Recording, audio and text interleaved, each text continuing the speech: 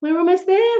Wow, what an incredible, 3 days, but today's just been phenomenal in terms of knowledge. And I hope whether you're watching it live or you're watching the replay, you are just taking so much from it. And my favorite session is about to come up. I have 4 incredible ladies sitting in the green room who I highly respect and admire their work. And I'm so excited that they were all free at this time on this day to be with you all. So before I bring them in, I'm going to introduce them to you. But I just want to reiterate that knowledge is meaningless unless we make it personal. So you could have sat through this whole event and had, a huge amount of insight and knowledge, but unless you do something with that, nothing will change. So this is where coaches are so invaluable, just to help you see, like I said with Shami, that we can absolutely make the changes that we want to make when we are committed and we know how to do it. So I have in the background 4 ladies. Number 1, the first lady is Kath Pryce-Jones. So Kath is actually a physio, and she, having utilized many techniques and approaches over the years, believes that what allows people to truly grow is connection, feeling heard, and keeping the plan simple from the start. Her own low-carb journey of and time-restricted eating and fasting was born from curiosity following early menopause, and she loves it. It's been 10 eventful years and can't imagine any other way of eating that would have given her the clarity and brightness of thought to have navigated all the ups and downs. So I'm going to bring in Kath. She's going to sit just and smile at you all, and then I'll bring in our next speaker. And our next coach is Kathryn Mayne. She is a certified integrative health and nutrition coach, trained at the Institute for Integrative Nutrition in the USA and an advisor accredited with the Nutrition Network, specialising in low-carb, keto, evidence-based nutrition coaching.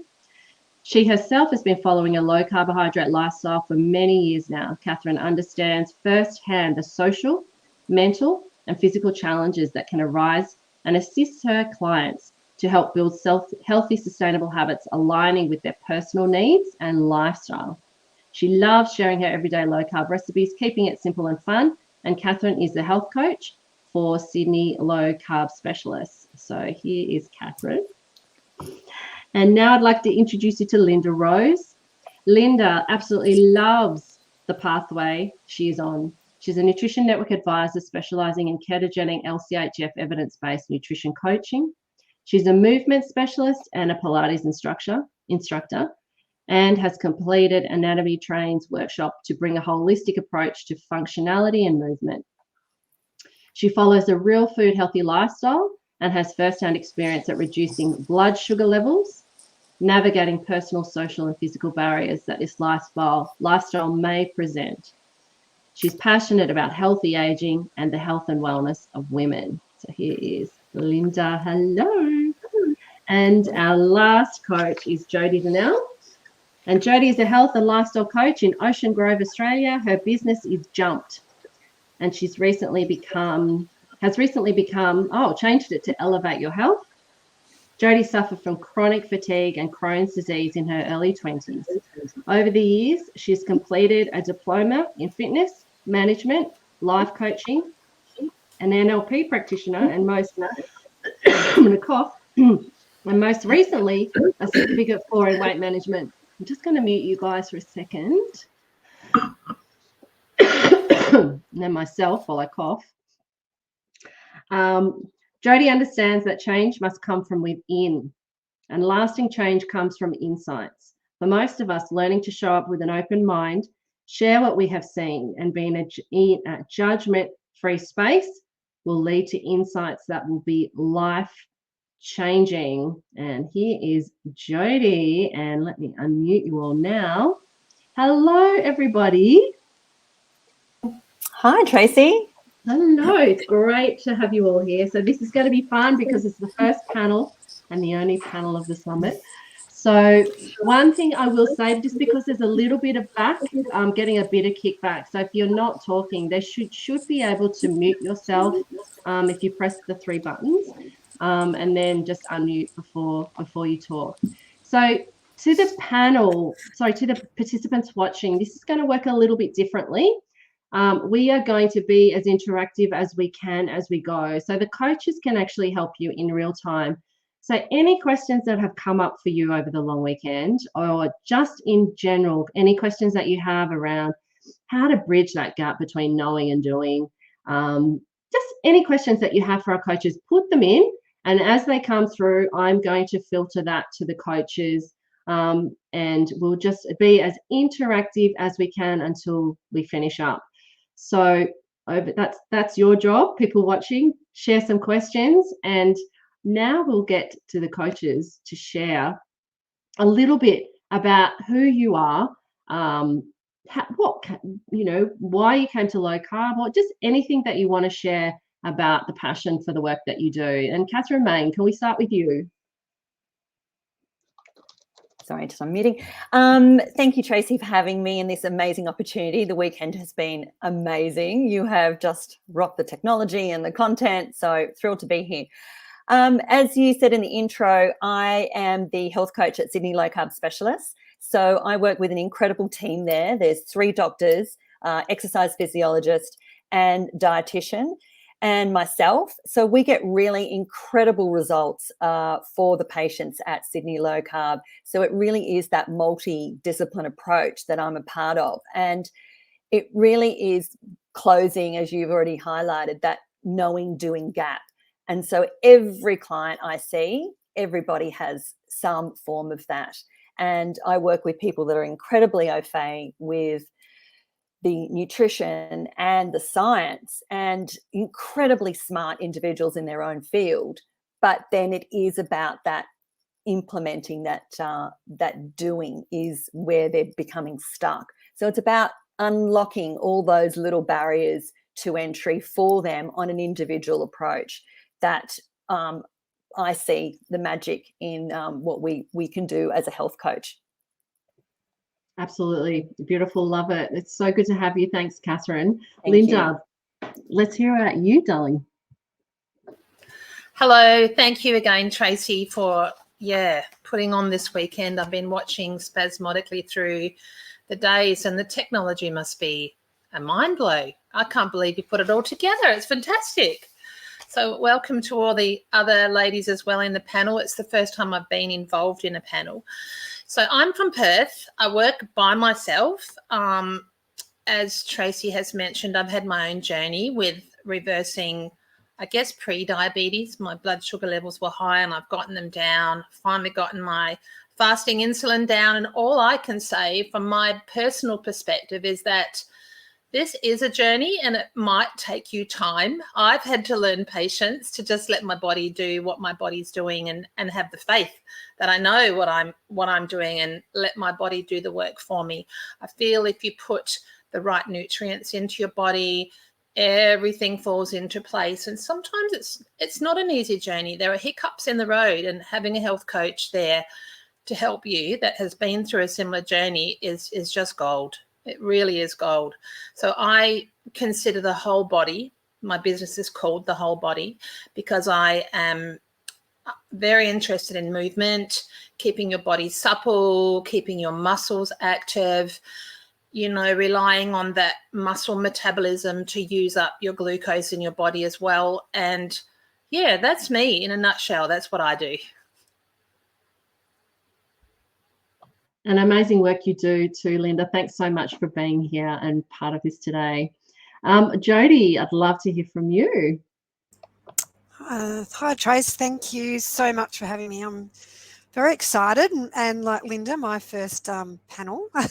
I got into the low carb space a few years ago now, mainly from my daughter, actually. She said, let's do a challenge, because she wanted to lose weight and all that sort of stuff before her birthday. And she said, it's 75 days. And we had all these things that we had to be doing as part of that challenge. And 2 of those things was exercise twice a day. And I thought, gee, that's a lot. But I looked at it, and I do fitness. I'm a fitness instructor as well. And I thought, oh, no, that's doable if we can include a stretch or something like that. And the other one was follow a diet, and the diet was anything that you wanted. So I said to her, how about we don't eat processed food sort of thing. So, but I still was eating rice and quinoa and oats for breakfast with my fruit and honey and all that sort of thing. And normally, over the years, that sort of thing, I would have probably lost the weight that I wanted and in 3 months, and I would have been fine. But being a bit older, I think, it didn't work this time, and I actually put on weight, and I was feeling so frustrated and just beside myself, really. You know, like I'm into fitness. How can I be putting on weight? And I haven't had chocolate for 3 months, you know. And then I found this 30-day low carb thing, and I just thought, out of pure desperation, I think I just like, right, I'm doing that. And I wrote down everything meticulously because I wanted to come back and go, this is why it didn't work. But I wrote everything down, and bam, within 30 days, I'd lost everything and more, and felt great. And I haven't sort of, you know, it's just led me down this rabbit hole of that just continues. It's just, yeah, amazing. What an amazing way to find low carb, and with your daughter as well. Awesome. Thanks, Jodie. And Kath Pryce-Jones. Hi, Tracy. Hi, everyone. Thanks for inviting me on. It's been an amazing weekend. So I really have become a health coaching physio from wearing so many physio hats over 30 odd years of practice. Done many different courses, techniques and things like this, and really came to the realization that health coaching is the missing link. And especially with, you know, chronic health conditions where people are just wanting that quick fix. Got a bit fed up with being the quick fixer, and really because it didn't, they were back again. People came back. So health coaching is just amazing. It shifts people on. I practice under Hebe Health Coaching. I really believe that the goddess of youth, really trying to support people's usefulness, whatever that feels to them. Yeah, and just keeping things simple, keeping your curiosity there, moving forwards with stuff that you just, in your everyday life, which just, with your eyes open, I suppose, at the end of the day. I've had 10 years of a low carb carnivore lifestyle. Absolutely love it. Seen some amazing changes in myself and my family. And yeah, I would just encourage everyone to give it a try. But obviously it's the moving forward start, you know, that we need to make sure that people get that under their belt so that they can really achieve what they want to. Yeah. Awesome. Well, as the questions come in, I'm going to put them up onto the screen, and whoever would like to answer them. First question, it's very food. So whoever's got the most sort of ideas around food, traveling on a train, any ideas of what we can take that doesn't need refrigeration, just jump in, guys. I've just discovered barbell biltong. Wow, that's beautiful. That's what I was going to suggest as well. Yep, definitely. I've been someone that never have eaten anything like that, but I'm changing, and that's great. Maybe some nuts. I find that's always handy. Yeah, I like sorry. No, you go, Kath. Yeah, boiled eggs are good for me. I know you might stink out the train, but I'm loving some boiled eggs, or even some little mini frittatas that you can make from home a couple of days in advance, just with lots of those really good fats of the cheeses and the eggs and some protein in there as well. And they will, you know, keep at room temperature. You could take a little bag with an ice brick. So lots of options always, I find, going when you're starting your travel, but coming back home, I think it's more problematic when you are out and about. But yeah, definitely easier when you're starting, you know, on the outward. That's so true that you say that. You know, like I know when we travel, you know, I've got everything packed, my LMNT and my beef jerky and all the things. On the way back, I've nothing. I know. But you I get do- through it. You do. And I do believe that even in airports and train stations and things like that, you can always find a low carb option. Now, I'm not saying it's easy, but it is always there. You might have to pull apart a sandwich or ask and be a pest, but there is always an option. Yeah. Any other ideas? I know I'm travelling to Scotland soon, and I've got a 17-hour Dreamliner flight, which I'm dreading. And I will be packed up to go there, of course, with all my things. And then, as you've suggested, Kathryn, I will be looking to pull apart things that I have to buy in airports because that's where I am. That's what I do. I pull apart things, or I look for the chicken, the drumsticky things, or the whatever I can find that's protein based. It might not be the healthiest, and it might be cooked sometimes in seed oils, but you just got to do the thing you have to do to get through the time, don't you? And not hit the sugar. Yeah. No, and I think that's the message, is not to have that. It doesn't have to be perfect, and we don't want to derail ourselves when we're trying to get, that idea of perfection. And the other great strategy too for traveling, I think, is amazing, if you are at this stage, is fasting. It's an incredible tool. It's free. You actually save money because you don't buy food. But if you're at that stage, if you are that fat adapted, fasting is incredible. Mm-hmm. I've taken Scotch eggs before as well. Scotch eggs with the mince. Yeah. Oh, everyone must love you when you open those. Yeah, no. I don't care. Even, I don't care.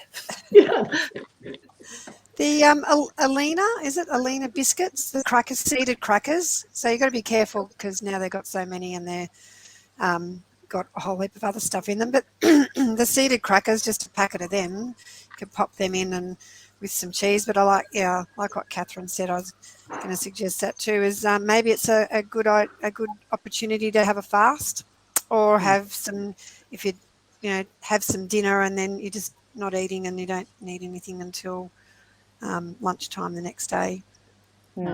Yeah, great idea, Jodie. Great ideas. I remember with egg. I remember when I was a kid at school, we talk about trauma and how we remember events that happened in our life. Like I took egg sandwiches to school every day until someone called me stinky and how disgusting. And I never took egg sandwiches again. I have this thing about eggs, isn't it? Funny. Stupid. I mean, I obviously don't have the sandwiches now, but when we did the 100K Oxfam, we had to think about how we were going to have, because over 100Ks, no matter how fat adapted you are, you need some fuel. Yeah. So we did the boiled eggs with butter and salt. Yep. And I tell you, even 24 hours after, it was so good. It was so good. Excellent. Yeah. Eggs and butter are just great. Oh, eggs, butter, and salt. Yeah, and the salt. You mustn't forget the salt. Yes, salt, definitely. Definitely. So I have a question. There's another couple that have come through, but I'm going to ask a question. From your personal perspectives, how do we take knowledge and make it personal? How do we take what we've learnt and make it? You have to know your why. I think it's getting back to knowing your why to begin with. So for me, my why was trying to get my blood sugar levels down because I knew they weren't helping me. And once you've got that down pat, I think for then viewing food as nutrition rather than a treat. I think we've grown up to, in my family, we grew up to view food as a treat, and my mum used to bring us home a bag of lollies every Friday because we'd been good for the week. So starting to change that mindset into looking at food as nutrition and what's it going to do for my body? Like, is it going to build me muscles or is it going to cost me energy to digest the food? That's how I look at food now. What does everybody else think? Yeah, I agree, Linda. And it's something that Annika said yesterday's presentation. She said that food is not love.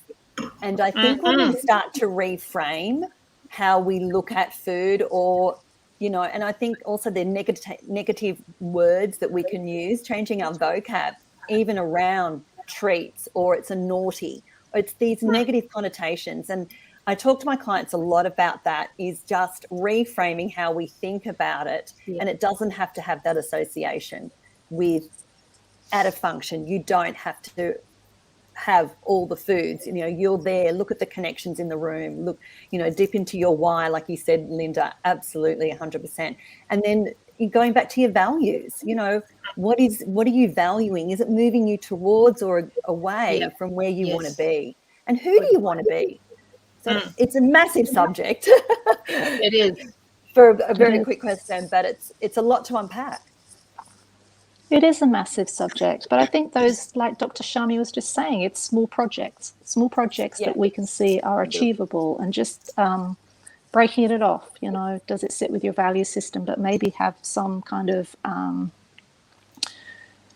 we've got a whole thing to work on, but we've got these little subsections that we're going to actually pick up and run with, really.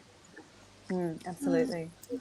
I think sometimes, like, I've been in a place where I haven't known my why, and I've heard, you know, like, oh, you just got to know your why. I'm like, oh, I don't know what that is. I think I know what it should be, but I don't know it really deep. So I've found over the years, maybe it's about making it individual to you, like what resonates with you. Like this weekend, there's going to be so much information that you will have heard, and you know, I've been to so many different seminar things like this, and on fitness and everything. And then when I'm in the moment, I'm like, oh, that's fantastic. That sounds great. Yep, I'll do that when I get home. But then it gets sort of mixed up with everything else. But what stands out to you and what energizes you, go towards that first, rather than thinking that it's, oh, I've got to do that, like I should be doing that. And it doesn't really go with the flow of you, sort of thing. You got to really use willpower, I guess. But is there something that just really resonates, and then build from there? Like, I went to a fitness expo 4 years ago now, and Paul Taylor was talking, and I love listening to Paul Taylor. And he was talking about 7 habits of vitality, and one of them was being a cold shower. And so, Tracy, you know where I'm going probably with this, but in the moment, because there was a room full of people, and who's going to do a cold shower tomorrow morning? So I stuck my hand up, yes, I will. And then tomorrow morning came like, oh, no way. Like, I'm home, and nobody would know. So, you know, maybe I just don't have to. But then, I don't know, there was something in me, and I had a cold, like, I don't know, like probably 5 or 10 seconds. And but then the next day I went, oh, if I did it yesterday, I can do one more. So I can do one more. I can do one more. And so one more and one more and one more has now turned into 4 years of having a cold shower. Some mornings, 10 seconds, some 30 seconds or more, until then and then I see Tracy doing her ice baths and everything, and a few other people I know go walk into the beach, and one day maybe I could do something like that. One day maybe. So then my mindset and my internal language changed to, rather than saying I could never do that, I was just like, oh, you know, gee, Tracy's good. One day I could do that maybe. And so then last weekend I went and did the Wim Hof weekend and sat in an ice bath for 5 minutes. And so, yeah, there you go, from 4 years ago. And it was just like little teeny weeny things. Yeah, small. Everything adds up. Like little tiny changes add up over time. But how good's that story? Sorry, Jay. I was just, so how good's that story of, yeah, that sounds really good, and then you get to the moment and you're like, nah, not going to do it. Like, that's what that's human nature, right? So how do we overcome that? Well, I suppose it's awareness that our brain is probably going to say, nah, it's going to throw up a whole lot of reasons why not to do anything different. That's the first thing to expect. I see you, but I'm going to do it anyway. I don't think that there's ever going to be a, yes, you're motivated, you're going to do it every day thought that's going to come. It's almost like you get that spark. Like you said, what's resonated with you over the weekend? One thing, write it down and make a decision that no matter what excuse your brain puts up for you, you're going to let it go and do it anyway. And then we build that muscle of doing things regardless of what our brain's telling us, regardless of whether it feels hard, regardless of whether it feels scary. Like I feel with the ice bath, which I haven't done this week because I've had this silly cold thing. But, you know, every morning my brain goes, oh, it's too cold. You don't want to do it. Oh, God, well, maybe I'll do it tomorrow. Every morning. And I kind of laugh at it now, but it's just getting used to just, Yeah, that's what mine does in the shower. Oh, maybe you could just turn it off. I really don't want to be in the cold. And then I like, no, just one more day. You can do one day. You did it yesterday. You can do one more day today. And I've gone and ordered one of those ice bath pod You things. did? I have. So now I'm already going, oh, how am I going to set it up so that I actually will do it? Because somebody actually asked me, oh, well, why don't you go? I mean, we live 2 kilometres from the beach. Why don't you just go into the beach? And I said, I won't do it. But I know I will not That's go a barrier. Yeah. But I will probably do the ice bath, and even if it's once a week, see, I'm even like going like little steps. If I do it once a week, I don't have to do it every morning, but if I can do that once a week and nail once a week, well, then I know that it can grow from there. But if I try to go down to the beach, I know I'm not going to, because then I have to get from my car down to the water. I have to walk into the water. I'm going to have sand. If the weather's yuck, I don't want to go, whereas it's going to be much easier to just do it out the back door. So, set it up the night before and fill it up. So in Melbourne, you won't need the ice. If you've got it sitting outside all night, let me tell you, it's freezing. But it's the setting it up. We have it ready the night before. So then when you get up, don't think about it. Like, it literally is that. Just go out and do it. And before you know it, you've done it, and you're like, yeah, it's awesome. It feels so good. That's what I have to do with my running, because I started running last December, and the whole time I'm running, my brain's going, oh, you're probably a bit out of breath, you know, and maybe at that tree there, just stop and have a little drink, and all the time. So now I have to listen to podcasts to stop my brain from filling me with stuff. But interestingly, last weekend I did a trail run, and I was walking back to my car with this fellow, and I said, how do you ever get out of the earbuds? Like, is there a time when you don't need the earbuds anymore? And he said, yes, there is, but the earbuds get you going. And then finally, you don't need to listen to anything because you're happy to be in nature. So I'm waiting for that day. I'm waiting for that. Lisa. But I have to set my clothes out the night before, have my little coffee cup ready in the morning. I have to do all of that, because if I wake up and then have to do that, I know that I'll start talking myself out of going. Definitely. Yeah. See how cool that is. That's another example. Oh, sorry, that's just another example of these little barriers. So Jody, you mentioned one. Linda, you've just mentioned one there. The one I've seen as a big barrier for me is after the ice bath. So what's really good for your body is to let it naturally warm up, but you can throw in some resistance training then. So I've decided, but my gym is out in the garage. So my mind goes, oh, I've come inside. Oh, the kids are inside. I can't be bothered to go out to the garage. So you know what? I've brought all my weights into the lounge room. Good job. So, you know, well done. Just little things that your mind's going to throw up barriers all the time. So how can you navigate around it?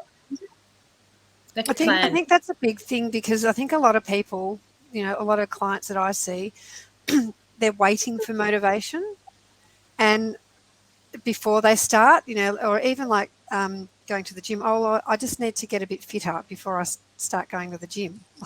Well, going to the gym will get you fitter, but I think they're waiting for some sort of motivation, and it's just like, sorry, it's not coming. it's not coming. You got to do your little habits to just get out there and do it.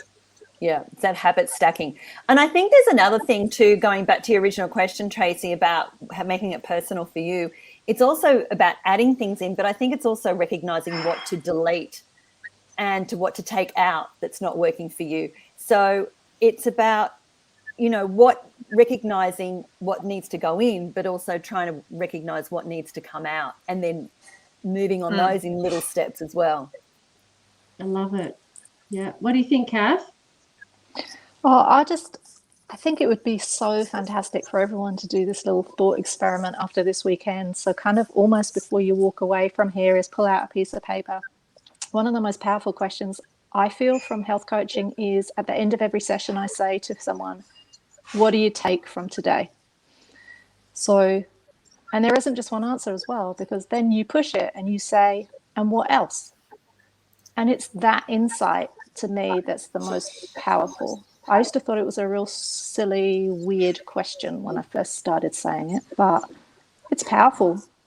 And I know that if we walk away from today, we'll go, oh, it's just this talk was great, that talk was great. But we just need to really go, actually, which bit am I really curious about?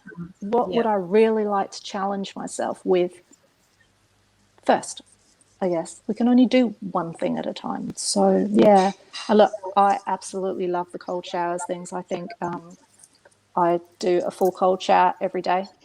And do you know what? There isn't a hot tap in my shower anymore. It's not an option. I made a choice. It's cold and that's what it is. Hardcore. So yeah, I just like, but I'm Maybe the one coldest day. person in the, I'm a chilblain girl, hands, feet, whatever. Haven't had one ever since I started cold showers. And I really, I can't even walk down the cold aisle, without being absolutely freezing cold. So, there isn't an option in my shower anymore. It is what it is, So yeah, decide what's important for you, I suppose, at the end of the day. And I love going for a run without earbuds in. Like, it's a really lovely chance for me to be with me and just go with the flow. So what if the brain's telling you to stop? You have a choice. Don't stop. I love it. What a great I think actually just leave the earpods behind and just forget them one day and realize, the brain is going to chatter. But that's the whole point. It does. You can't stop it. Yeah, that's true. And what was that beautiful, was it Millie that you said, I've lost the comment now, I'll be comfortable with the brain chatter while running. Isn't that beautiful? Like, just be comfortable with it there all the time. Remember, that's the option. We can take it or leave it. Most of the time it says it's rubbish anyway. So you get better at kind of letting it all go. But that's a fantastic suggestion for you guys who are still here watching. Why don't you write in the comments, what is that one thing, if you want to share, but if you put it down on paper, it makes it a little bit more real. We're not going to check in on you and judge you if you haven't done it. I'm hearing kickback again. Sorry, guys, just in me and one of you. And yeah, that's it. Awesome. And write it down, put it back on here, put it in here, write it on your piece of paper, but take it with you for a little while. That's the other strategy. If you write something down, put it in your pocket or put it in your wallet, put it on your phone, put it somewhere where you see it. Don't just walk away from it, because I think that's when nothing will change. Nothing will have impacted you. And it's almost like now your job is to make the impacts. We give you all the information. That's all anybody can ever do, whether that is the most incredible doctor, health coach, anyone with huge amount of knowledge. They can only give you that information. You have to be the one to create the insights in your mind and in your life to bring about the change. So I have a question I'm putting up here. Gosh, I spent this. You guys are awesome. There's lots of little things coming up. Here we are. Question.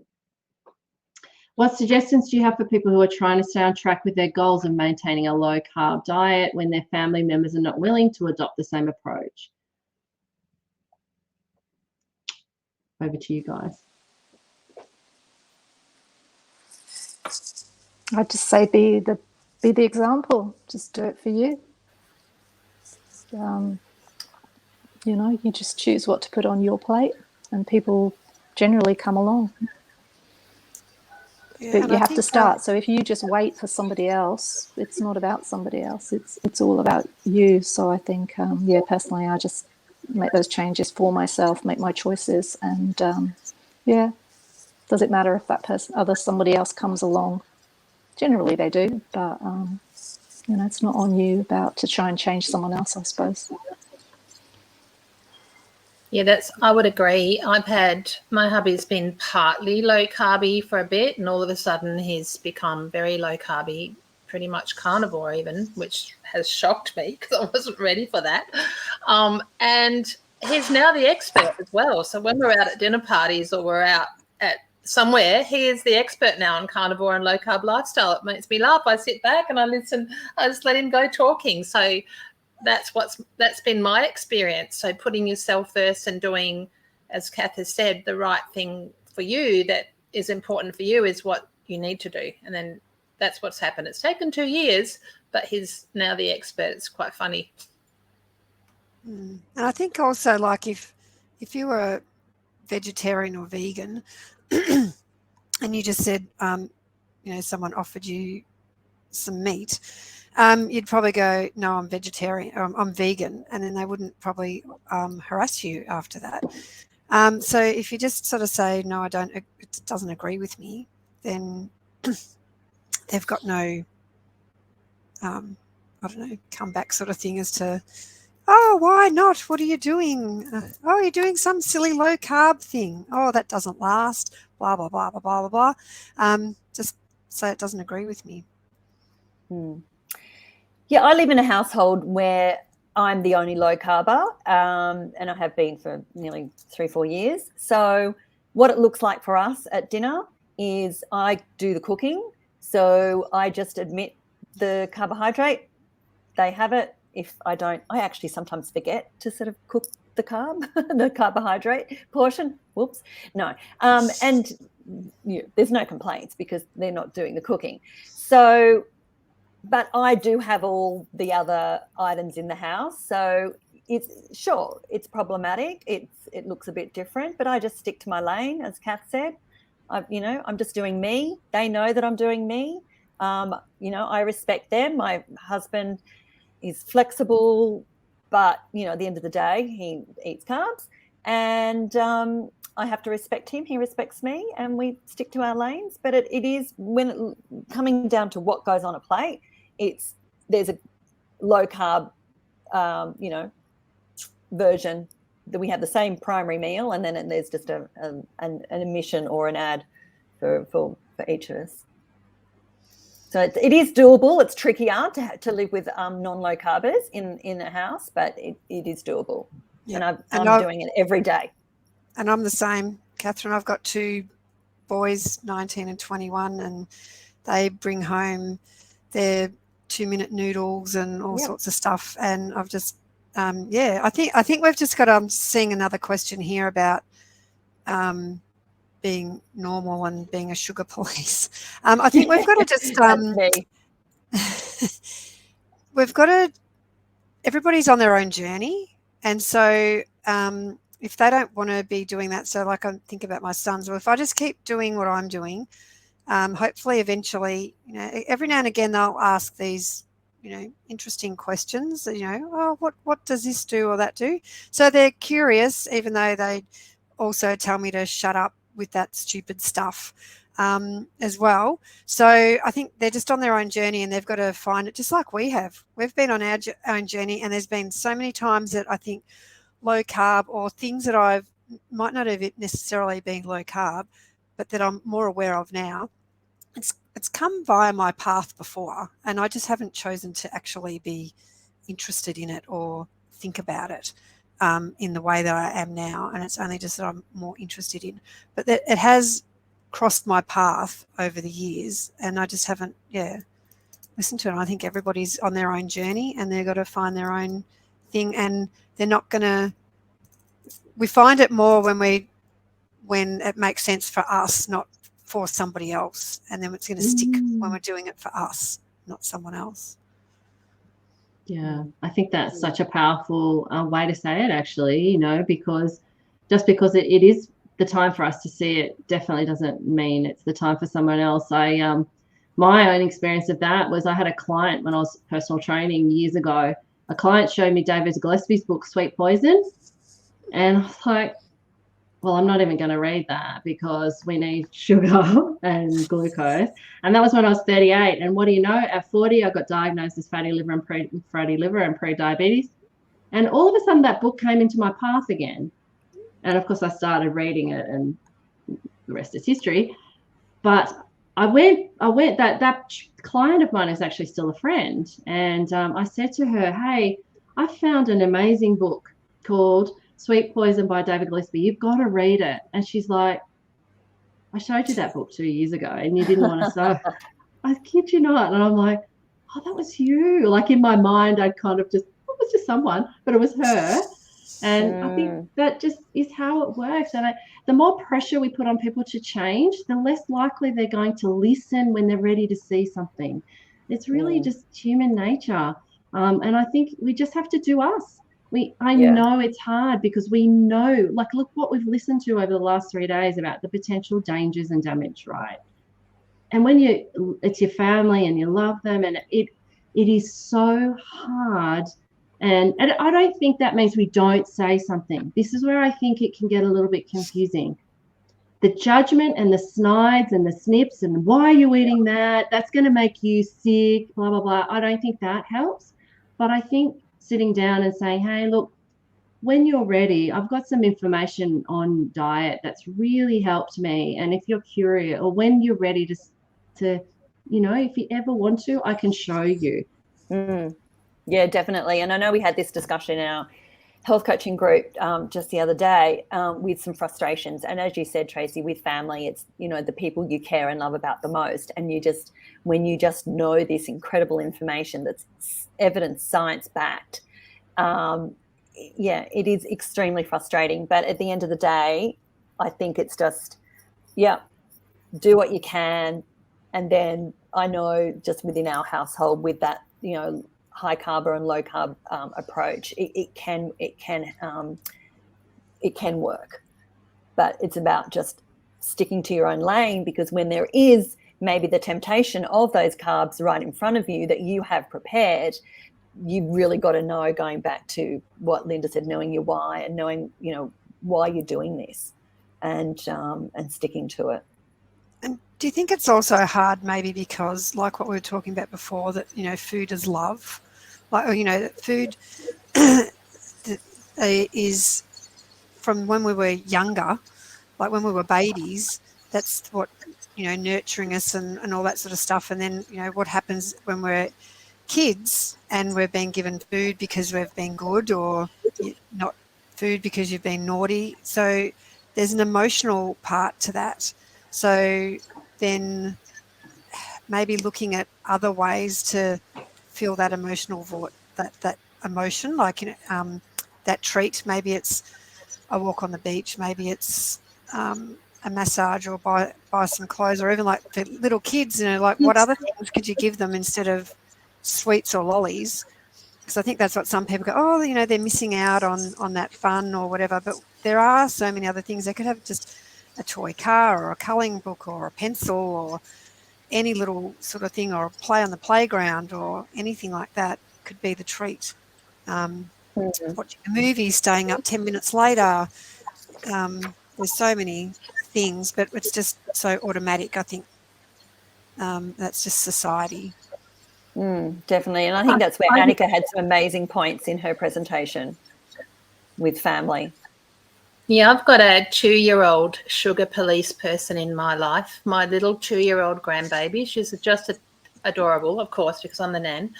She comes into my house and she's into my pantry looking for treats, and she turns and goes, Nanny, has it got sugar in it? Because I can't have it if it has. That's my little 2-year-old. And she's so sweet when she says it. But that family is really sugar conscious, and sometimes this is a weird thing, but I think, are you going to be all right? Are we setting you up for food problems as you get older? And my other 2 families of grandbabies just eat a, normal Australian diet. I saw the question that the word is diet is the problem, and I absolutely agree, because it should be nutrient density or fuel for your body rather than the word diet. I think it sets us all up for failure. But she's my little sugar police person. She's cute as a button is the word, isn't it? So it does work. And I'm going to say it's hard when they're getting older too. So like, when they're in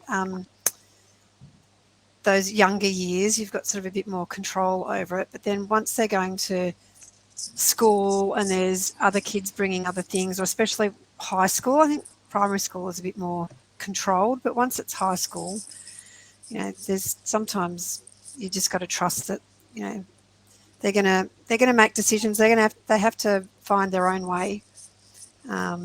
Yeah, and if you've instilled as much as you can, and hopefully that'll just come back.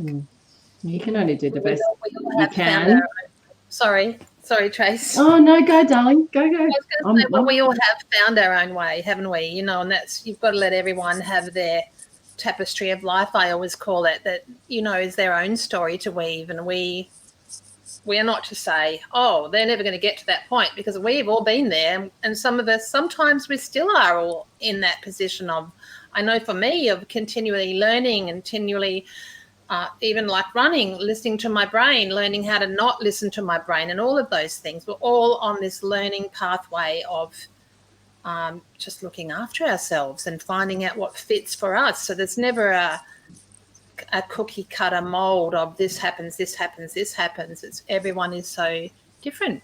Everyone is so different. And it's just accepting the journey.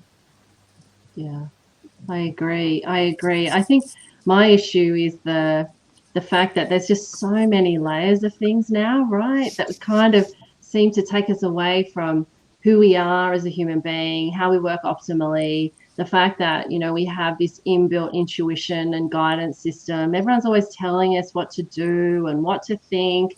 And then, of course, all the dopamine disruptors that are just from birth, really now. You know, I saw look, it wouldn't have been one in a stroller on a phone the other day. And I noticed these things, as I know you guys do too. It's hard not to notice, not to judge, but just to, if only they knew what they were setting them up for and what was going on in their little brain by that. But then, you know, I think back to my Archie, who's 16, and remember the Mario, the handhelds, they were like the first things.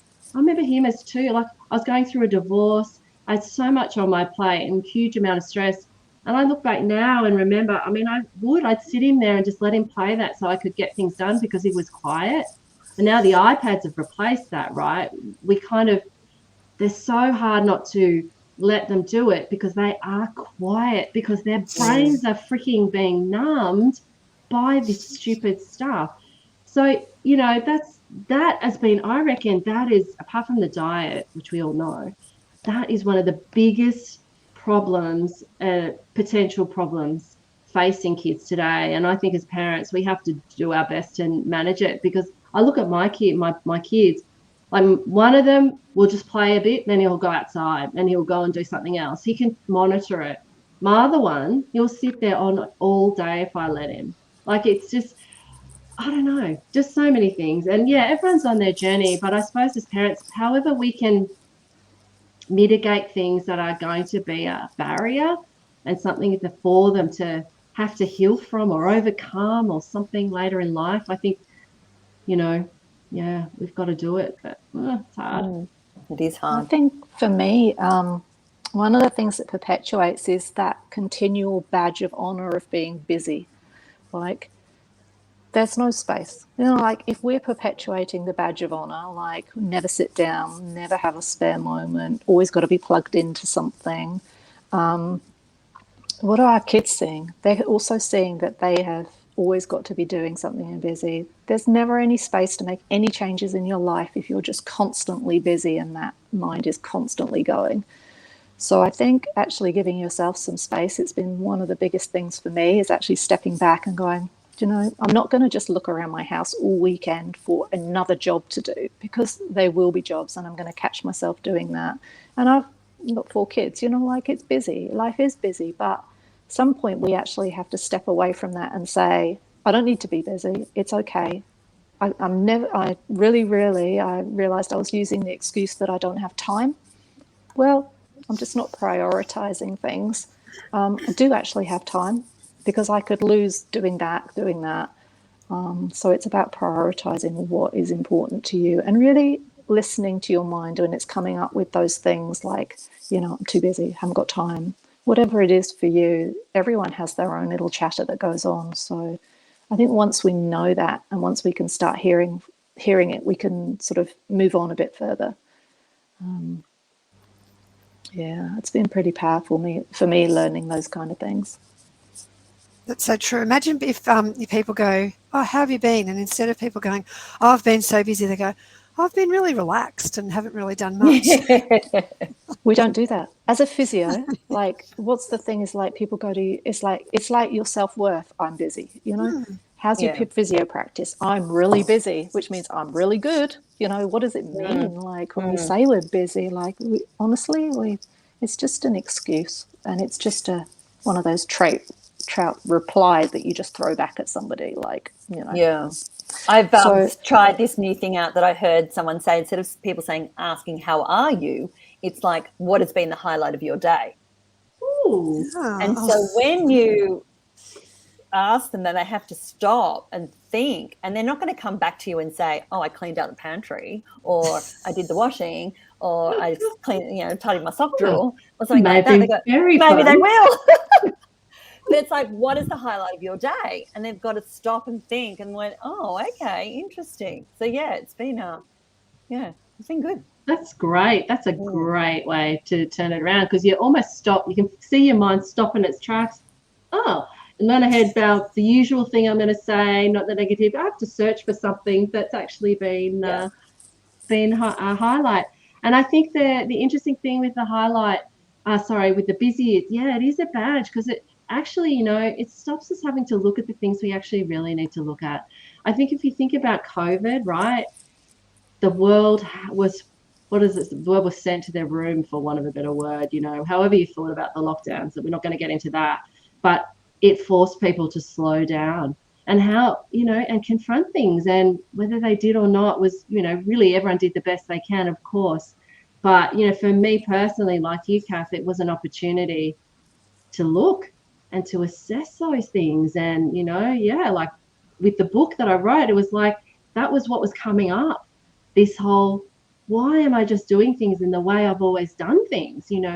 Is that serving me? Is that taking me where I want to go? Exactly like you said, Kathryn.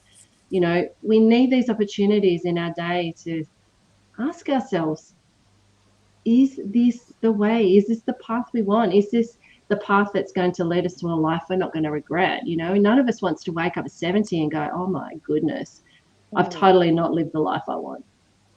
Yeah.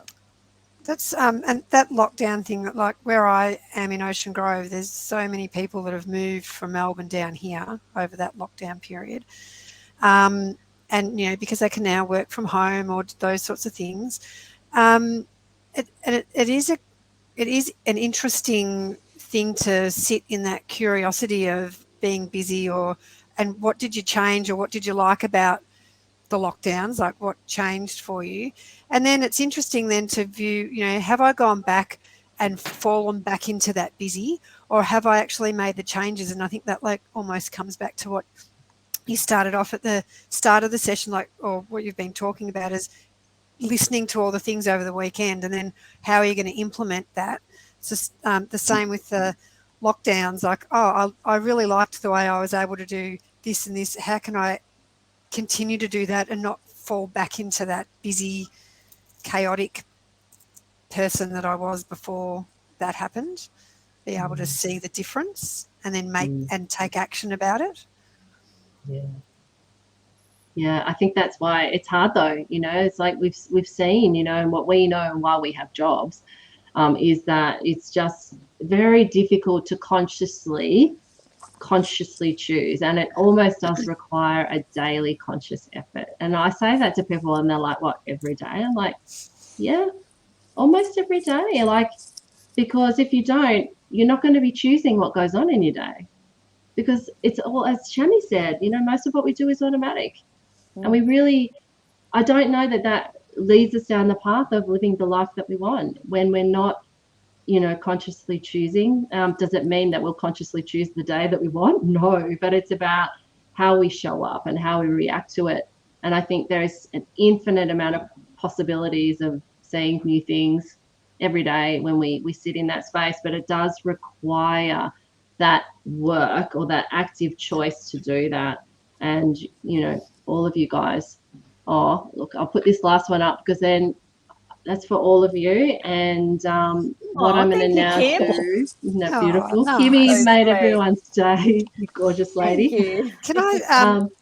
Can I also, sorry, Trace, I was just thinking, No, go, like, darling. with Linda with her running and stuff, I remember actually, this is really funny because, I don't know, I believe it more now than what I did back then. But I actually had created a little mantra that I would say to myself over and over and over again, like I was trying to talk myself into it. But I'd be just saying it while I ran. And it was, I only eat foods that serve to energize me. Sugar is poison. And I would say that over and over and over as I ran. And I'd highlight a different word each time I said it. So I'd go through until I only eat I only, and now I think, I do. But back then, so maybe for people, if there's something that you really want to change or you really want to make a little mantra about it so that you can, and then when you're running or walking or whatever, you just say it over and over and over again, like you're trying to hypnotize yourself into it and believe it. And I think sometimes those sorts of things, part of it you don't believe, or maybe you could say that I'm getting better, like I'm getting better at running rather than I'm a great runner, because your mind will accept that you're getting better easier rather than that you're a great cold water person. I'm getting better at it. Yeah. Yeah. So maybe you made me laugh. I think that's great. You made me laugh, Jodie, with your comment when you did your first challenge and you cut out chocolate for 3 months and you didn't lose weight. How much would our mind go, well, what was the point in all of that? I'm going to eat chocolate. I was like, my God, I have not had chocolate. This is ridiculous. That was just a waste of time. But no, it wasn't. It was leading me to somewhere else. And I think also that time before then, I remember actually you had put, Tracy, on your Facebook thing, the glucose monitor that, and that you'd taken photos of what was considered healthy, and you had all the organic oats and the organic milk and everything, and then you put where your blood sugar was, and then when you ate that, what happened. And then after about a day or something, you said, I can't handle this anymore, I'm going back. You were going to do it for a week. That stayed with me, and for that. And then there was a few other, it was like the universe was tapping on my shoulder, saying, pay attention. So that's always come back. I've actually bought my own glucose monitor now. Ooh, fun. It's like Christmas. It's like Christmas. Dopamine hit. Dopamine hit. Exactly. Yeah. And the other thing I think, people are saying that, find people that is it, if you want to fly like an eagle, don't strut with the turkeys. So if you want to be low carb and do that, find other people that are doing it, like this community and Low Carb Melbourne, and be on that. Don't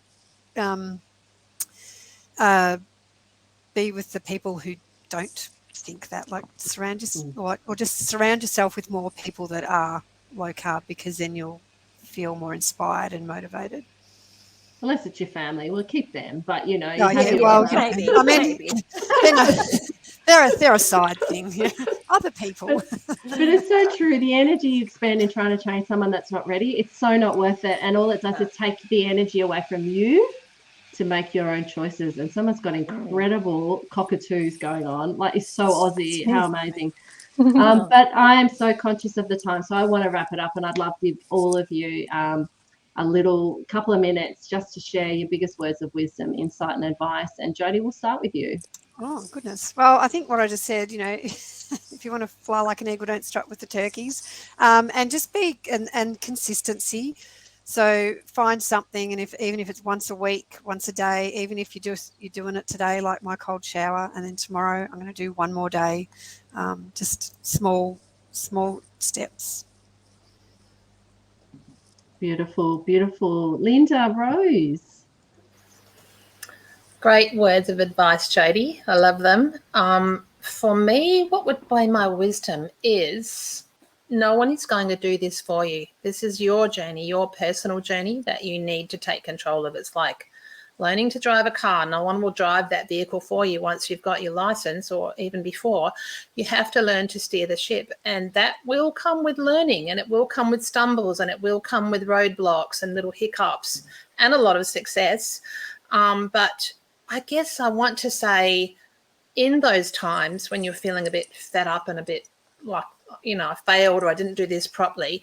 They're real moments of learning that you can sit with that thought, sit with that feeling, and understand how you got to that point and what you might do next time to not get to that point, or to change, turn left instead of turning right. Just being really kind, because we're all beautiful people. We're not evil. We're not nasty inside. We have all got this energy and this wisdom and this intuition to be well and to keep moving forward. So if you can hook on to that positive mindset and keep yourself feeling good about yourself, those hiccups in the road won't be so bad. That's what I would say. Oh, I love it. That's absolutely beautiful. Thank you, Linda. Kath Pryce-Jones? I'm a great one for just keeping things simple. I really do. And I think if we learn to know what trips us up, like, in your own mind, what trips you up, whether it's those words in your head, whether it's, I don't know, think you're having a little trip to the supermarket to get away from the kids, but actually what you do is you find yourself wandering up and down every single aisle because you're really enjoying being in a way. Well, that's not going to help you. You're going to end up in that sweet aisle or the chocolate aisle, If it really means taking that list and only really picking what's on the list, you've got to really work out what trips you up. Practice saying, I don't eat chocolate. When it's faced, it happens all the time. You're at a social event or something like that, and somebody offers you something. Well, it's like, what do I say? Yes, I really want to. You can almost feel yourself going, but just practice talking to yourself. Manifest it for yourself. I don't eat chocolate. It's very simple. So I think keep it simple, learn what trips you up, and do it probably because you love yourself. You've got to actually learn your own self-care and to actually care about yourself. Leave everyone else alone. Sort yourself out. Beautiful. Love it. Love it. Beautiful, Kath. And Kathryn Mayne. Oh, thank you. That's great words there, ladies. I think it's about building that consistency and that flow and that momentum, and it is little small steps. And with that is that when you do hard, everyone can do hard. We can do hard things. And once we learn that we can do hard things, we can then get that momentum and flow. So that's really important. But I think underpinning, you can know a lot, as we've talked about that knowing doing gap, but supporting yourself with a like-minded community, like Jodie said, is imperative. I think support, for me, I always say support is 50% of the protocol. So I think either getting like with a social group or getting professional, like with health coaching, I think is absolutely paramount. And what I see with my clients is this not only is about food. It is, we talk a lot about copy and pasting, and this goes into all facets of your life, which then underpins your health, which can make you flourish in so many different areas. And I see that with so many people. So can do hard things, get some support, and it can be lifelong lessons for over a lot of different areas. Oh, you guys are so awesome. You guys are so awesome. Now you 4 are staying with me while I wrap up the whole event. So I guess I'm going to tie in this event with my final words of wisdom. Not for want of a better word, take them if they work for you. But you've all said to me, I don't know how you did it. The technology must have been a nightmare. And I think I'd just say to you, I didn't know how I was going to do it either, but I just knew that I wanted to do it. And I think that is what you're looking for. You want to do something, you don't need to know how to do it. You don't need to know all the answers. You will figure it out as you go. And that is the essence of how I live my life now and how I do my work. I do many things that fall on its face. And if you're not willing to make a mistake, you're also not willing to grow, and you won't get the amazing stuff that life can give you. So I didn't know, and I am unbelievably grateful for the fact that even though I had a bit of a lurgy, I got through it. The technology showed up. Every single one of my amazing presenters who committed showed up and shared with you just phenomenal information. And I don't want to get emotional, but I can feel myself getting emotional now. But I'm just so, so grateful for everybody in this space who is so willing to share. You will not get that everywhere. But in this space, we have an enormous community of generosity and people that honestly, from their heart, just want to help people have the life that they deserve. So this is going out to every one of you watching, whether that's now or on recording, and of course, all the presenters, you 4 coaches who I love, and everyone that started on Friday. I can't thank you enough for being who you are and sharing what you've done. So I'm going to wrap up the entire event now and go and hang out with my family, as you guys are going to do too, and get some rest. And we start again another day tomorrow, and you get to show up, and just remember, you do get to show up, and you can make some conscious choices if you consciously show up for your life, and you can all do it.